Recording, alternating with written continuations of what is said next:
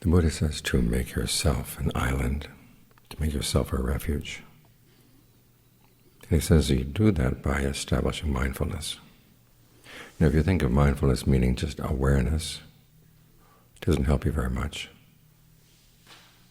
But then you remember that when the Buddha used the term mindfulness, he talked about a faculty of the memory, things you keep in mind. And this is where it becomes helpful, because there are values you want to keep in mind, especially as you leave the monastery and go out on your own. You have to rely on yourself,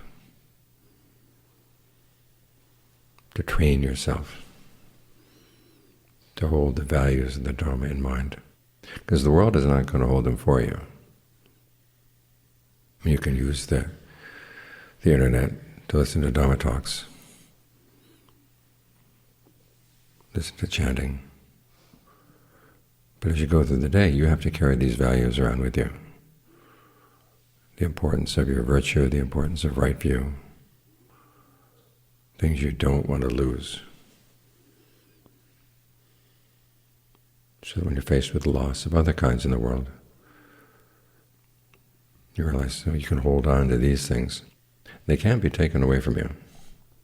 And people can make it difficult for you to hold by the precepts, and they can make it difficult for you to hold by right view. But you're working now on the strength that you can withstand those influences, if you remember to, if you keep them in mind, if you remember the values of the Dhamma, keep in mind the values of the Dhamma. Then you can rely on yourself. If you forget, then you're back in the river. You've lost your island. So it's important that you learn how to keep these things in mind. It's good to start the day, every day, meditating and reflecting on the values of the Dhamma. When we focus on the breath as our main topic for meditation, you don't use that as your only topic. It's your home base. But as you realize that you're facing a world where the values are very much opposed to the Dhamma, you have to reinforce your determination that you're going to stick with the Dhamma. You start with goodwill. If you really have goodwill for yourself, goodwill for other beings, you've got to hold by your precepts, and you've got to hold by right view. Then, as the Buddha said, you have to have determination. The first determination is not to neglect discernment. What would it mean to neglect discernment? It would mean to not pay attention to the long-term consequences of your actions. Here again, it's so easy in this world where everything is done by quarterly measurements or day-to-day measurements. Everybody thinks in the short term. And although the Buddha does recommend that you focus on the present moment, it's not for the present moment for its own sake. That's not to say narrowly focus there. You focus on the present moment because you know there are things in the future you've got to prepare for. And you want to keep those in mind. The fact that you're going to die someday, the world wants you to forget that. They want you to focus on other things. But you've got to keep that in mind. When you die, what's going to happen? Where are you going to go? What have you prepared? That's why we have those 5 reflections. We're subject to aging, illness, and death, subject to separation. These things are going to happen.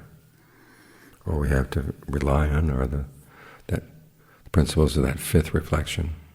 You're the owners of your actions. Whatever you do, for good or for evil, to that will you fall heir. So what kind of legacy are you giving to yourself? What kind of will are you writing for yourself? Keep that in mind. Make that your priority as you go through the day.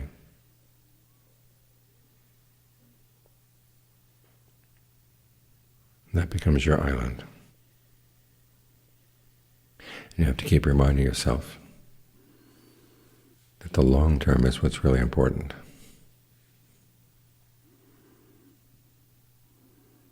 There's a sutta where the Buddha is talking to the monks. And they've just seen a huge fire, and he asks them, which would be better, to lie down hugging a nice young maiden or to lie down hugging a fire? And the monks, playing the straight man, said, oh, to lie down hugging a maiden. And the Buddha says, well, if it's a monk who's not really a monk who, the Buddha says, rotten and oozing inside, it would be better for him to lie down hugging the fire. That goes against a lot of our immediate knee-jerk reactions. But the Buddha is saying, think about the long term. If you lie down hugging a fire, it would cause, as he said, it would cause you death or death-like pain. But it wouldn't send you to a bad destination. But if you're not good in the practice, if you've neglected the practice, then you give in to sensuality, you give in to all your other defilements.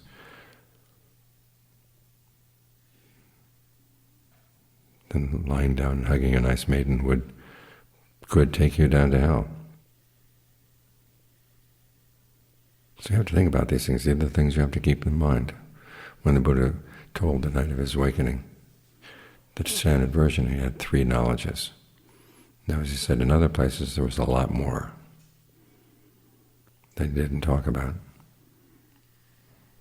He compared it to what he did teach to a handful of leaves compared to the leaves in the forest. The leaves in the forest were the things he learned in his awakening. He didn't tell much about what he awakened to.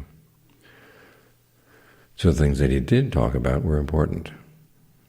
Sometimes we had the belief in karma and rebirth dismissed as simply a carryover from other beliefs in his time. But if you actually look at what people had to say about karma and rebirth in his time, they're very different from what he had to say. Some people said that there was no such thing as karma, that you had no choices, or it wasn't even real, or if your actions were things that you chose, they wouldn't have any consequences. That was taught. And some thought that your karma did have an influence on your rebirth, and some thought that it didn't. And as for how it worked in terms of rebirth, some of the beliefs were really strange. My favorite one is the belief that when you die, you go up to the moon and you feed off the moon, which is why the moon looks so mottled, like cheese that people have been nibbling on. And then eventually you fall down as rain, and you turn into a plant. And then from that plant, it depends on who eats you and what eats you, you turn into that kind of animal. Really bizarre. So when the Buddha taught that your actions are real, that they are determined by the quality of your intention, and the results are determined by the quality of your intention, and they do lead to different destinations after you die. He wasn't just picking up beliefs from his time. He used to remind you, this is really important to keep in mind.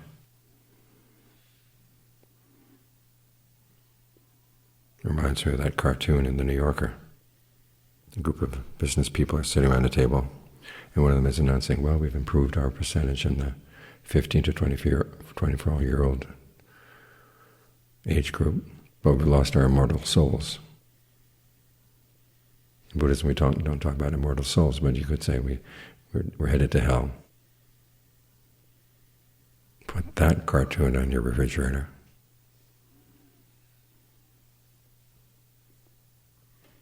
And use what the Buddha said are the guardians of the world, a sense of shame and a sense of compunction. Shame is, here we're talking about the healthy sense of shame, that's the opposite of shamelessness. Think about a John Munn, a John Lee, or the Buddha, or any of the great teachers. Think of them as watching you as you go through the day. What would they say? What would they think? Realizing that they would hold you to a high standard, but it's out of compassion. Have the sense that you would want to please them. As for compunction, again, think of the long term. Your actions are going to have consequences, and you would rather not add to the suffering that's already there in your life. Try to keep these two qualities in mind.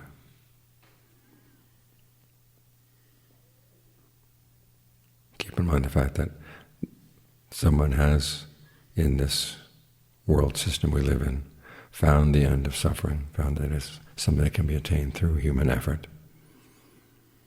And the teaching of that person is still alive. And the opportunities to practice are still there. And it's not the case that modern life presents difficulties, and life in the time of the Buddha did not present difficulties. They had their difficulties then. Think of King Basenadi coming to see the Buddha. The Buddha asked him, "What are you doing? What have you been doing today?" The king, in a remarkable bout of frankness, says, "Oh, the typical things of someone who's obsessed with power, trying to maintain his power." Those issues were there back in those days too. The Buddha gives them an image to hold in mind. It says, suppose someone were to come from the east and say there's a mountain moving in from the east, crushing all beings in its path. The person saying this is reliable. Another reliable person coming from the south, saying, well, there's a mountain coming from the south, crushing all beings in its path. Another person from the west, from the north, two more mountains moving in from the west, from the north, four mountains in total moving in, crushing all beings. Given that there will be this horrendous loss of life, what would you do? The king says, what else could I do but practice the Dhamma? And the Buddha says, well, I warn you, aging and death are moving in, crushing all beings in their path. So what are you going to do? The king says, what else could I do but practice the Dhamma? And that's a king speaking.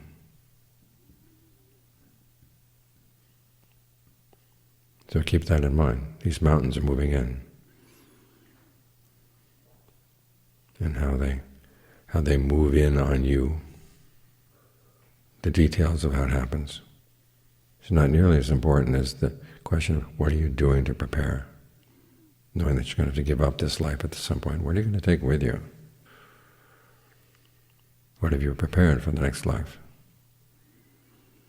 The Buddha says if you've done good, then that goodness will greet you as you come from the other side, like relatives greeting someone, a relative of theirs long gone away, coming back home. The verse in which he says that keeps repeating that, home, home, home. You're coming home to your good deeds. As for your bad deeds, it'll be a different welcome, a harsh one.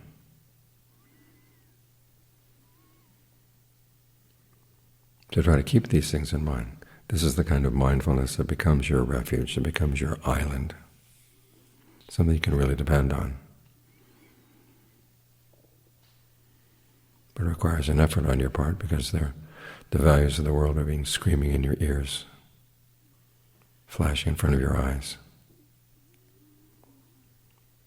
And you've got to resist.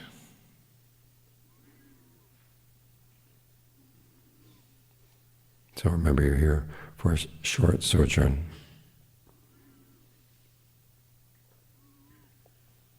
And you want to survive this sojourn. You want to survive with your goodness intact. With your goodness not only intact, but also plentiful. And that way you can leave some goodness behind for the rest of the world and be assured that it's going to go with you too. Keep that in mind.